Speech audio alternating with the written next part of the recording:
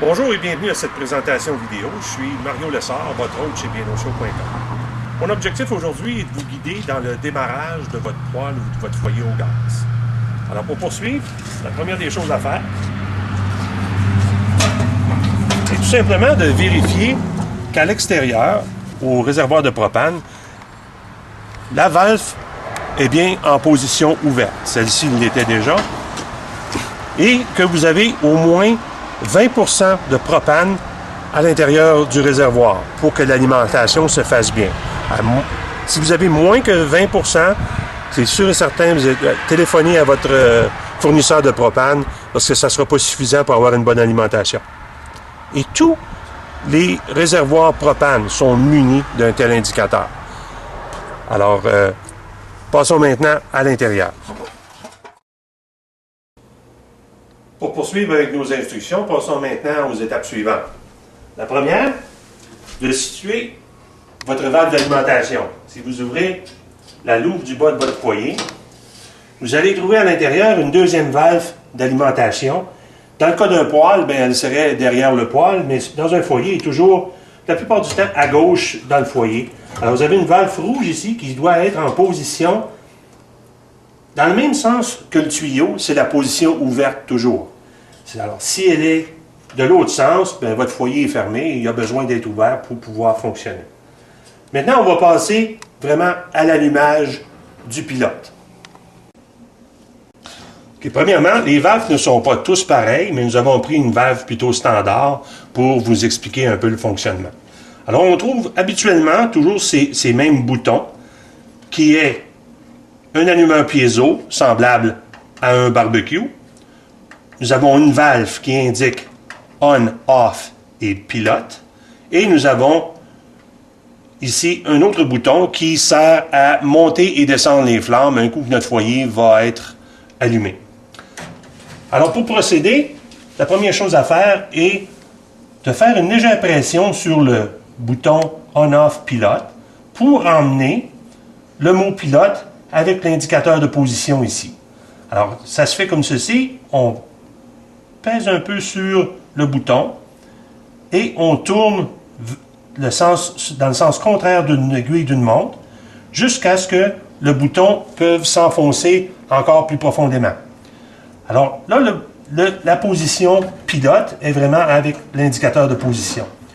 Je dois garder une pression sur ce bouton et ensuite peser sur l'allumeur, ce qui devrait allumer mon pilote.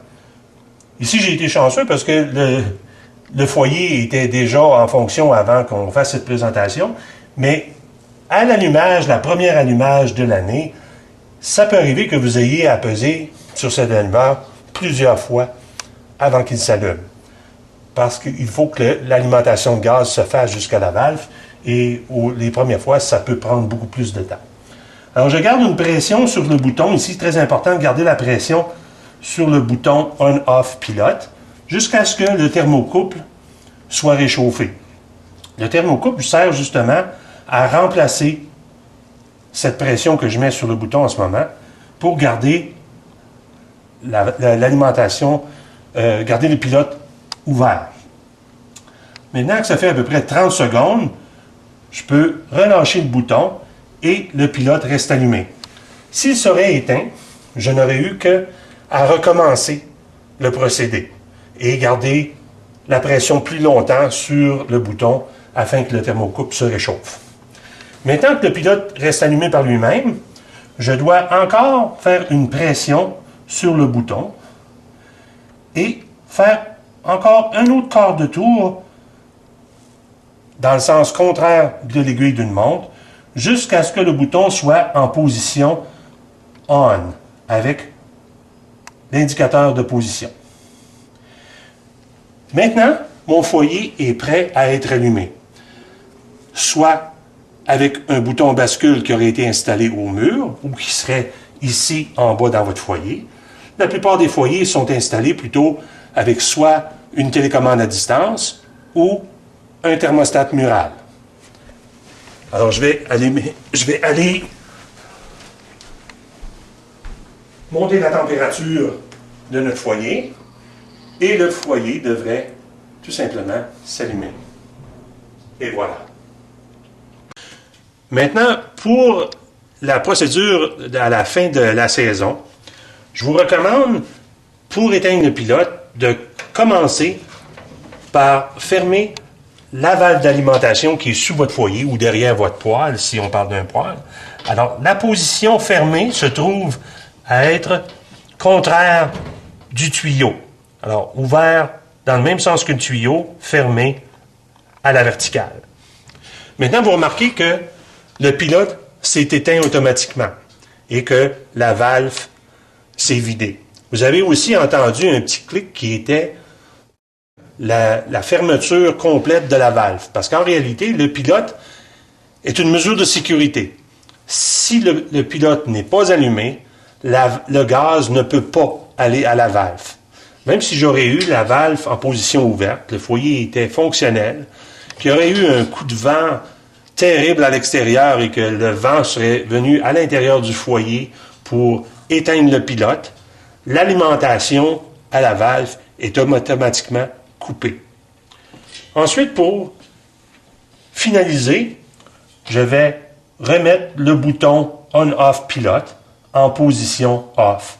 Et pour ce faire, je fais une légère pression et je tourne dans le même sens que l'aiguille d'une montre jusqu'à ce que mon bouton, l'indication Off, soit en ligne avec l'indicateur de position.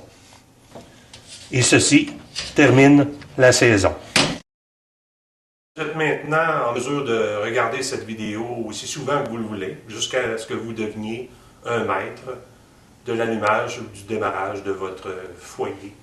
J'aimerais profiter de l'occasion que j'ai votre attention pour vous conseiller fortement de faire affaire avec vos détaillants spécialisés qui vous offrent un service annuel d'entretien sur votre poêle ou votre foyer.